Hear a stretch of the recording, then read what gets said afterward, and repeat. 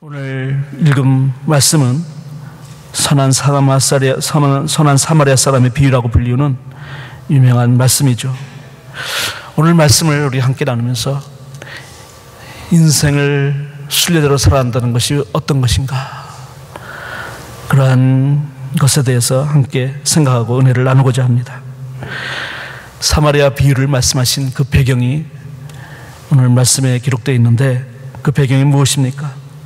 오늘 말씀의 본문 시작되는 25절 보니까 어떤 율법교사가 일어나서 예수를 시험하면서 말했다.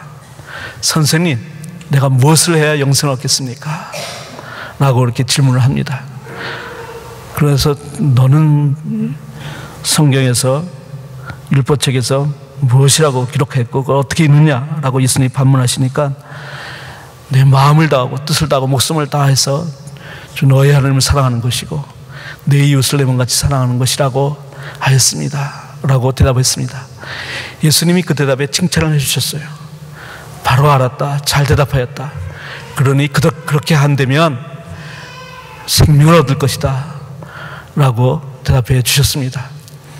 그런데 이 율법학자가 자기가 대답을 잘했다는 칭찬을 듣고서 더 자신이 의롭게 보이려고, 더 칭찬받을 만한 그러한 사람이 되고 싶어서 질문을 하는 것입니다. 그러면 누가 나의 이웃입니까? 이웃을 내 몸같이 사랑하라 하셨는데 내 이웃이 누구입니까? 라고 이렇게 율법학자를 묻게 되고, 그에 대한 대답으로서 예수님이 이 비유를 말씀해 주신 것이죠. 예수님이 말씀하신 이 비유에는 많은 사람들이 등장합니다. 그리고 이 이야기 가운데는 많은 반전이 이루어집니다.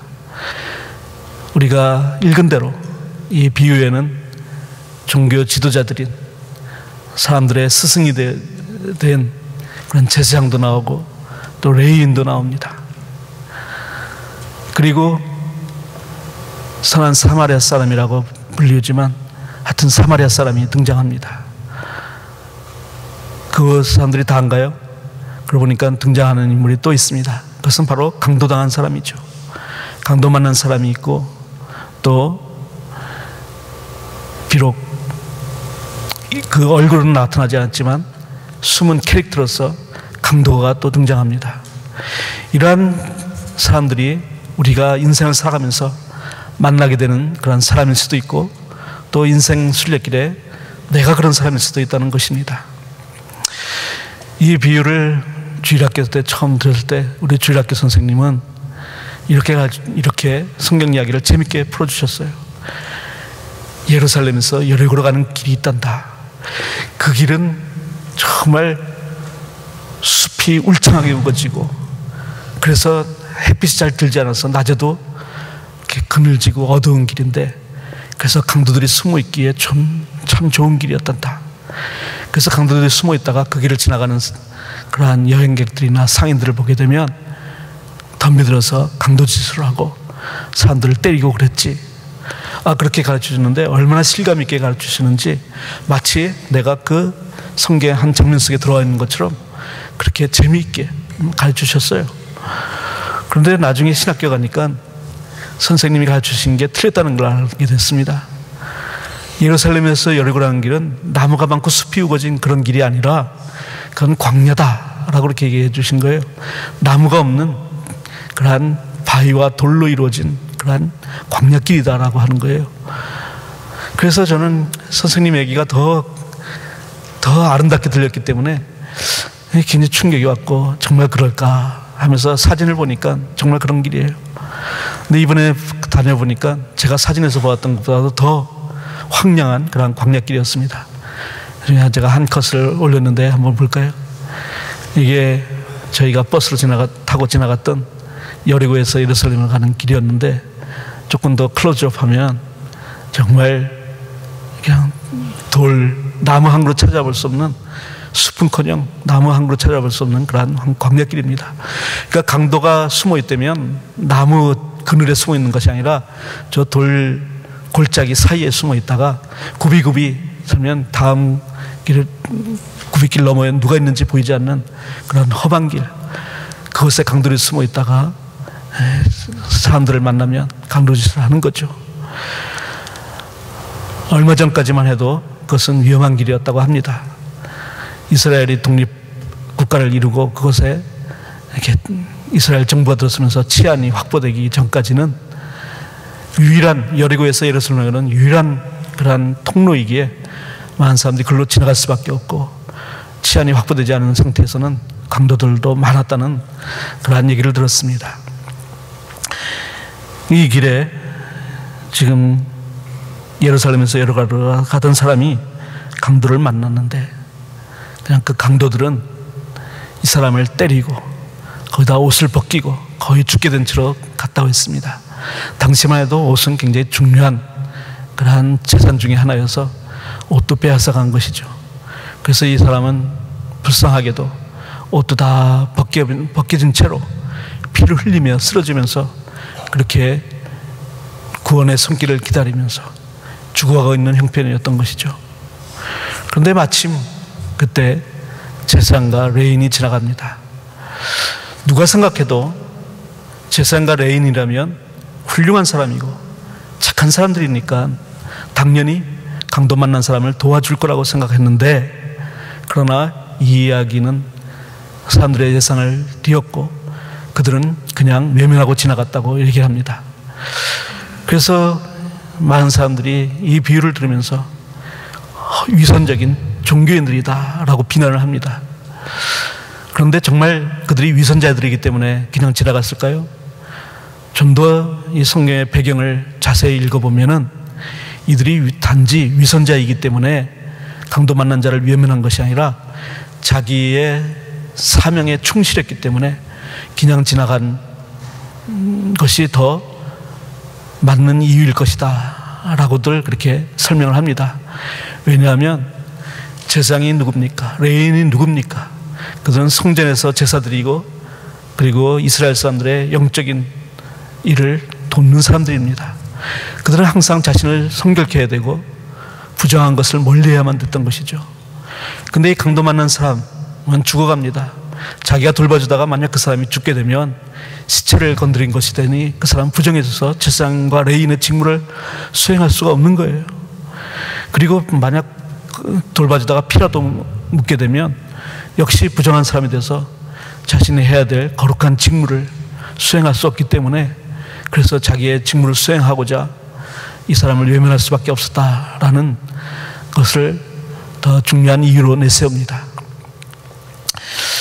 이 제사장과 레인의 이야기를 들으면서 목사인 저는 굉장히 큰 부담과 불편함을 느끼는 거죠.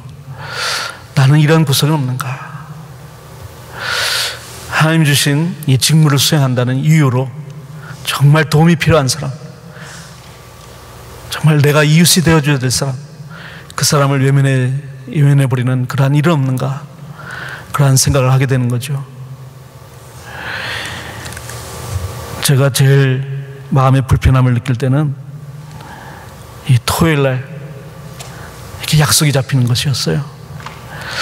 토요일이면 항상 마음이 분주합니다. 주일 예배를 준비하고 설교를 준비하고 또 기도하면서 묵상하면서 그냥 주일 예배를 준비합니다. 그런데 토요일은 우리 교인들한테는 굉장히 자유로운 시간이고 여유 있는 시간이죠. 그래서 이날 많은 그런 이벤트들이 이렇게 생깁니다. 그리고 저한테 참석해달라고 부탁하는 거예요. 그런 부탁을 받으면 옛날에는 막 속에서 그냥 막 부글부글 좀 속이 많이 상했습니다. 어쩌면 자기 생각들만 하지, 토요일이 목사가 얼마나 바쁜 날인데 그걸 좀 생각해주면 좀 다른 날로 좀 잡든지 아니면 좀 익스큐즈를 시켜주든지 좀 하지, 이렇게 바쁜 날 꼭 이렇게 와달라고 그러나, 그런 생각 때문에 좀 속이 상할 때가 있었어요. 그런데 제가 조금 더 좀 철이 들면서 생각이 바뀌기 시작했습니다. 그런 불편한 마음이 들었을 적에 이런 질문이 떠올랐던 거죠. 설교 준비 때문에 바쁘다고 지금 신경질이 난다 그러는데 설교가 무엇이냐? 무엇 때문에 설교를 하는 것인가? 하는 그런 질문이 떠오르게 되는 거죠.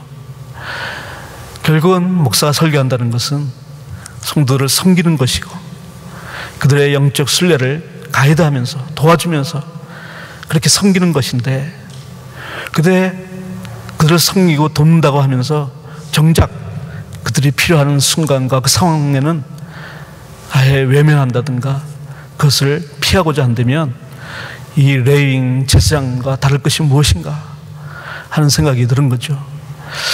신앙생활을 하다 보면 이러한 갈등과 딜레마에 빠지는 경우가 있습니다. 신앙생활을 하다 보니까 정말 가족들과 함께하는 시간도 적어지게 되고 친구들과 만나는 시간도 적게지고 또 믿지 않는 사람들과 함께할 시간도 적어집니다. 그러다 보니까 정작 그들이 우리를 필요로 할 때, 우리의 도움을 요청할 때 그들과 함께하지 못하는 때가 많다는 거죠. 그러면서도 우리는 스스로를 이렇게 변명하는 것입니다. 내가 하는 일이 더 중요해.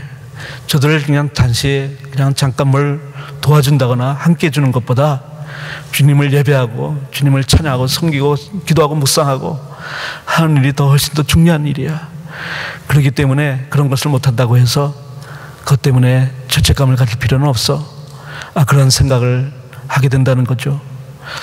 그러나 오늘 주님 말씀은 제사장과 레위인들이 그렇게 그들을 외면하고 지나간 것에 대해서 전혀 인정해주고 칭찬해주지를 않습니다. 분위기를 보면 분명히 그들은 잘못하고 있다고 책망하고 있는 것이죠. 제사장과 레위인이 자신의 직무에 대해서는 성실하고 성스러웠는지는 모르지만 정작 하나님이 기뻐하시는 일과는 상관없는 그러한 의무적인 일을 하고 있었다는 것입니다. 제가 신학교 다니고 있을 때 제일 불편함을 느꼈던 것 중에 하나가 이 책상 위에 수많은 낙서가 있는데 그 낙서들이 다 이 컨닝 하기 위한 도구들이에요. 뭐 이렇게 시험 문제 날 만한 거 답을 책상에다 막 써놨습니다. 아니 여기가 신학교인데 다 목사가 되고 전도사가 되고 그리고 하나님의 종이 된다는 사람들인데, 아니 이게 뭐야, 책상에 이런 것까지 써있고 이럴 수가 있는가. 근데 컨닝을 제일 열심히 하는 사람이 누구냐면 은사가 많은 사람들이에요. 막 방언하고 그냥 뭐하고 그냥 은사가 많은 사람들이 보니까 교회 일도 그냥 더 많이 하게 되죠. 그냥 어디 하는 일이 많게 됩니다. 그냥 기도회도 인도하지, 뭐 교회 예배도 인도하지, 뭐 하여튼 또 은사가 많고 능력이 많으니까 와달라는 데도 많지. 그러다 보니까 공부할 시간이 적어요. 공부할 시간이 적다 보니까 컨닝을 더 많이 하게 되는 그런 아이러니한 일이 벌어집니다. 어쩌면 그런 생각을 했을지도 몰라요. 학교 공부는 목사가 되기 위한 준비 과정이지, 나는 이미 이 준비 과정을 다 마치고 이미 사역을 하고 있는데 사역을 하고 있는 게 중요하지, 뭐 이렇게 그 과정이 뭐 중요하랴, 그런 생각을 하게 될 때가 있다는 거죠. 그러나 우리 신앙이, 기독교 신앙이 다른 종교와 구분되는 것은 뭡니까? 우리 신앙은 목적도 선해야 되지만 목적에 이르는 과정도 선해야 된다는 것입니다. 타종교에서는 목적만 선하면 과정은 아무래도 상관없다, 그런 생각을 하는 그런 종교가 많습니다. 그 한국의 기독교 성지 순례단을 테러한 알카마디스인가요? 이 테러단체도 자신들이 하는 일은 선하다고 생각했어요.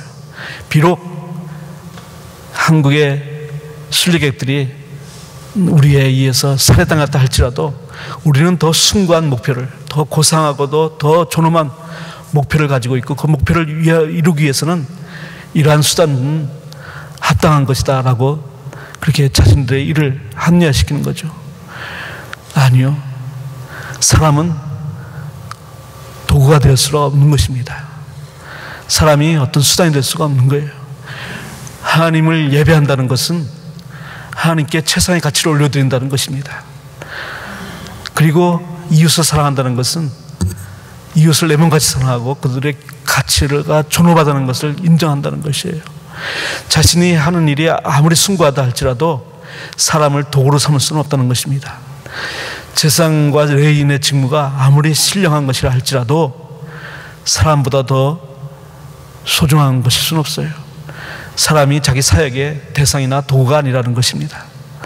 그래서 우리는 신앙생활을 하면서 사람을 혹시라도 수단이나 도구로 삼는, 그래서 우리가 그들을 상처를 입히는 그러한 삶을 산다면 우리는 죄를 짓고 있다는 것입니다. 왜냐하면 예수님께서 이 말씀하실 적에 마태복음에서 같은 내용이 나오는데 성경의 본뜻은 뭔가, 가장 중요한 계명은 무엇인가 라고 가르치실 적에 하나님을 사랑하는 것이고 그와 똑같이 이웃을 사랑하는 거다 라고 말씀하셨거든요. 하나님을 사랑한다는 것은 무엇으로 표현되나요? 우리 하나님께 예배하는 것으로 표현되겠죠. 또 하나님의 말씀에 순종하는 것으로 표현되겠죠. 그러나 사람을 사랑한다는 것은 무엇으로 표현될까요? 그것은 그들을 존귀히 여기는 것일 것입니다. 그렇기 때문에 사람을 존귀히 여기지 않고 나의 삶에 어떤 필요한 도구나 수단으로 삼는다면 우리는 계명을 어기는, 가장 중요한 계명을 어기는 그러한 죄를 범하는 것이 될 것입니다. 그런데 이 이야기 가운데 율법학자를 깜짝 놀라게 만드는, 불편하게 만드는 것은 이 강도 만난 자를 도와준 사람이 있는데 그것은 사마리아 사람이었다는 그러한 예수님의 가르침이었어요. 사마리아 사람이 누구입니까? 유대인들에게는 그건 사람으로 취급하지도 않는 사람들이에요. 옛날에 사마리아 사람들은 아수르에 의해서 침공당했을 적에 아수르의 식민 정책에 의해서 그냥 혼혈이 되고 말았습니다. 이방에서 온 사람들과 결혼하고 그들을 그 민족의 거룩한 백성의 순결을 지키지 못하고 이방인과 그냥 피가 섞여버렸어요. 그것만으로도 그들은 하나님 앞에 부끄러운 사람들이라고 생각했는데 그 사람들이 나중에 유대인들이 바벨론 포로에서 돌아와서 성전을 짓고 성벽을 쌓을 적에 해방을 놓고 방해를 하면서 그냥 바벨론에다가 이스라엘 사람들을 모함하는 그러한 일도 저질렀습니다. 그 후로 그들 사이에는 아주 심각한 반목이 있었고 서로를 원수처럼 생각했어요. 그러니까 오죽하면 사마리아 사람들이 사는 땅은 밟지도 않겠다 하면서 갈릴리에서 예루살렘을 가는 직선거리를 놔두고 멀리 우회하는, 요단강을 건너서 우회하는 그러한 유대인들의 생각에 비춰보면 사마리아 사람들이 착한 사람이라는 것이 도무지 받아들일 수 없는 일이에요. 강도 만난 사람을 도와주는 사람이 왜 하필이면 사마리아 사람인가? 예수님이 가르치시도 사람들을 도와줘야 된다는 그런 가르침을 하신다면 이왕이면 그냥 유대인을 등장시켜도 되는 거 아닌가? 꼭 사마리아인 필요는 없지 않은가? 그냥 제사장과 레위인은 그냥 같지만 평신도 유대인은 도와주었다 이렇게 해도 되는데 왜 사마리아인을 등장시켰는가? 그것이 이 율법 학자한테는 아주 불편한 것이었죠. 그래서 나중에 사마리아 사람이라는 엄구 따기 쳐서 누가 강도 맞는 자의 이웃이냐라고 예수님 물었을 적에 사마리아 사람입니다 라고 대답하지도 않고 자비를 베푼 사람입니다 라고 대답한 거예요. 그러니까 사마리아 사람이라는 것을 받아들일 수 없는 거죠. 그런데 이 이야기에 사마리아 사람은 누구이겠습니까? 물론 첫 번째로 다가오는 이미지는 예수님이죠. 우리처럼 피를 흘리고 죽어가는 불쌍한 영혼들을 위해서 구원해 주시고 살펴주시고 그리고 치유해 주시는 그분, 선한 사마리아 사람이죠.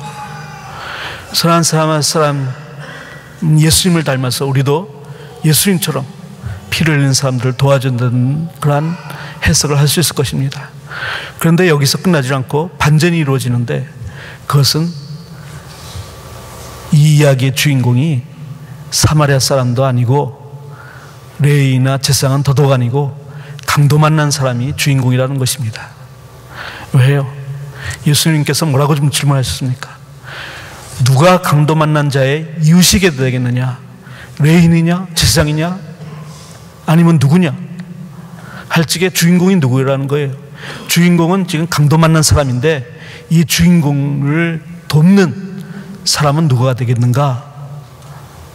그러니 이웃은 조인이 되는 것이고 강도 만난 사람은 주인이 되는 것이죠. 그래서 이 강도 만난 사람이 이야기의 주인공이라면 이 비유는 선한 사마리아 사람의 비유가 아니라 강도당한 사람의 비유라고 얘기하는 것이 더 옳겠다 하는 생각도 듭니다. 강도당한 사람은 누구인가? 처음에는 그것이 우리라고 생각했습니다. 그런데 이 비유를 다시 한번 또 묵상하다 보면 이 강도 만난 사람이 다름이 아닌 바로 예수 그리스도라는 거죠. 예수 그리스도, 그분이 우리를 위해서 피를 흘리셨어요. 그분이 우리를 위해서 죽으셨어요. 이번에 성지순례 중에 가장 그래도 제 마음속에 큰 감격과 은혜가 있었던 그러한 길은 바로 예수님이 십자가 지고 가신 비아 돌로로사라는 그러한 길이었어요. 비아 돌로로사 14개 기도처를 만들어 놓고 가는 그 순례길 가면서 예수님이 나를 위해서 당하신 그런 희생과 고난을 생각하면서 정말 뜨거운 눈물이 막 쏟아져 나오는 것을 금할 수가 없었어요. 그분이 나를 위해서 당하셨던 그 고통 고난을 생각하니까 정말 그 길이 그냥 편하게 편한 신발 신고 그렇게 즐거운 마음으로 갈 수 있는 길이 아니었습니다. 십자가를 지고 무거워서 쓰러지고 또 쓰러지면서 또 채찍질 당하면서 간 길을 그냥 간다고 생각하니까 너무 죄송스러워서 그냥 갈 수가 없었어요. 근데 강도 만난 사람처럼 예수님이 우리를 위해서 이렇게 피 흘려 쓰러지셨는데 우리가 예수님을 외면합니다. 이 예수님이 누구입니까? 마태복음 25장에 가면 예수님께서 이런 말씀을 하십니다. 마태복음 25장에 있는 말씀을 제가 읽을 텐데 첫 부분은 제가 읽고 나중 부분은 함께 읽도록 하겠습니다. 그것은 마태복음 25장 31절부터 시작되는 최후의 심판에 관한 비유인데 그 말씀은 이렇게 시작합니다. 인자가 모든 천사와 더불어 영광에 둘러싸여서 올 때 그는 자기의 영광의 보좌에 앉을 것이다. 그는 모든 민족을 그의 앞에 불러 모아 목자가 양과 염소를 가르듯이 그들을 갈라서 양은 그의 오른쪽에 염소는 그의 왼쪽에 세울 것이다. 그때 임금은 자기 오른쪽에 있는 사람들에게 말하기를 내 아버지께 복을 받은 사람들이 와서 창세 때부터 너희들을 위하여 준비한 이 나라를 차지하여라. 너희는 내가 줄일 때 내게 먹을 것을 주었고 목마를 때 마실 것을 주었으며 나그네로 있을 때 영접하였고 헐벗었을 때 입을 것을 주었고 병들어 있을 때 돌보아 주었고 감옥에 갇혀 있을 때 찾아주었다 할 것이다.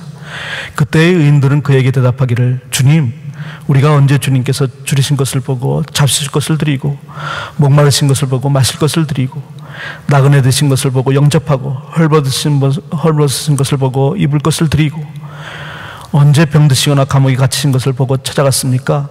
하고 말할 것이다. 임금이 그들에게 말하기를 내가 진정으로 너에게 말한다. 너희가 여기 내 형제자매 가운데 지극히 보잘것없는 사람 하나에게 한 것이 곧 내게 한 것이다 할 것이다. 그때 임금은 왼쪽에 있는 사람들에게 말할 것이다. 41절 올려놨나요? 한번 올려봐 주시죠. 41절부터는 화면을 보면서 함께 읽겠습니다. 그때 임금은 왼쪽에 있는 사람들에게도 말할 것이다. 저주받은 자들아 내게서 떠나서 악마와 그 줄기들을 가두려고 준비한 영원한 불 속에 들어가라. 너희는 내가 줄일 때 내가 먹을 것을 주지 않았고 목마를 때 마실 것을 주지 않았고 나그네로 있을 때 영접하지 않았고 헐벗을 때 입을 것을 주지 않았고 병들어 있을 때 검에 있을 때 찾아주지 않았다. 그때 그들도 이렇게 말할 것이다. 주님 우리가 언제 주님께서 굶주리신 것이나 목마르신 것이나 나그네 되신 것이나 헐벗은 것이나 병드신 것이나 감옥에 갇히신 것을 보고도 돌보아드리지 않았다는 것입니까? 그때 임금이 그들에게 대답하기를 내가 진정으로 너에게 말한다. 여기 이 사람들 가운데서 지극히 보잘것없는 사람 하나에게 하지 않는 것이 곧 내게 하지 않은 것이다 하고 말할 것이다. 이 말씀을 제대로 듣습니까? 강도 만난 사람, 이 작은 사람, 이 사람이 바로 주님이시라는 거예요. 그 강도 만난 사람이 주님일 때 주님을 예배하고 지나간 사람에게 화가 있을 것이라고 얘기합니다.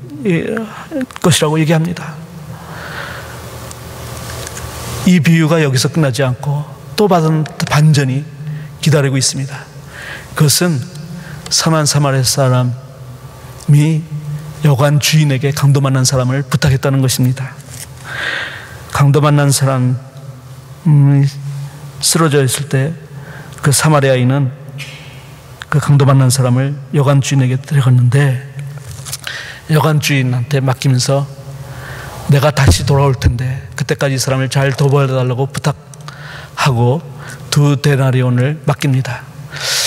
1데나리온은 그 당시엔 노동자의 하루 품삯이니까 2데나리온을 맡겼다면 이틀치 품삯.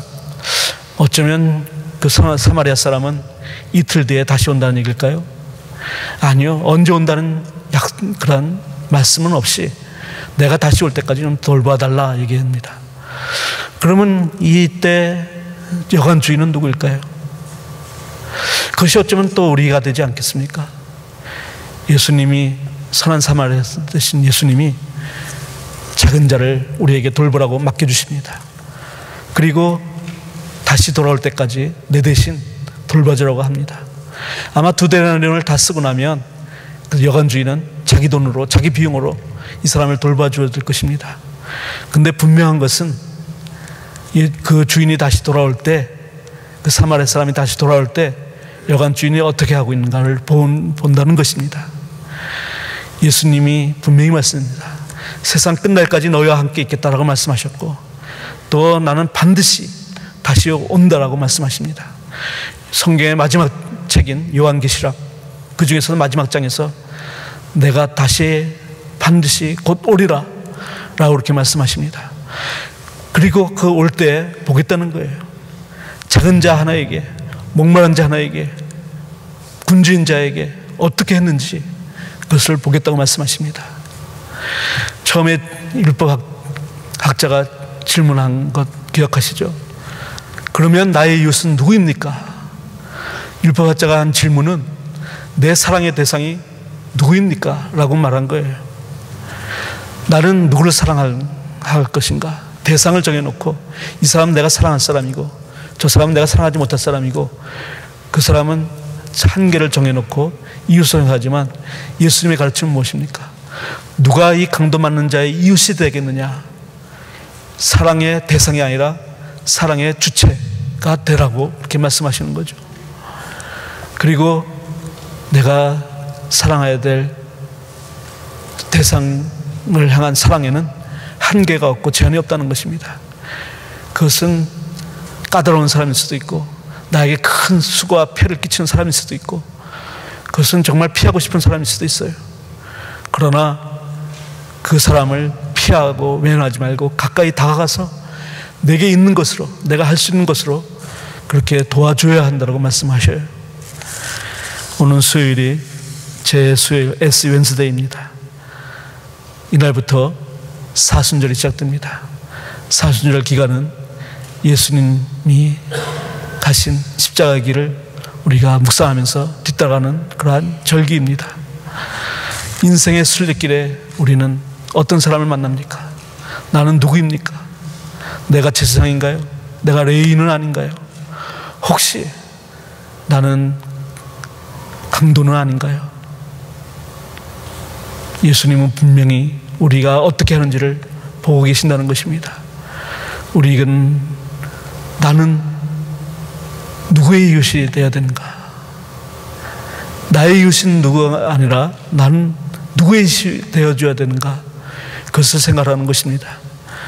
사순절 순례길을 가면서 우리는 한 끼의 금식을 이때까지 그렇게 해왔습니다. 올해도 변함없이 이 영적 순례길에 우리는 주님의 고난에 동참하면서 사순절 기간 동안 하루 한 끼 금식, 절식을 하게 될 것입니다. 그리고 이 절식을 통해서, 금식을 통해서 희생된 한 부분을 모아 우리는 배고픈 자, 줄인 자에게 나눌 것을 주고 먹을 것을 주려고 합니다. 우리의 눈에 보이는 이웃이 누구일까요?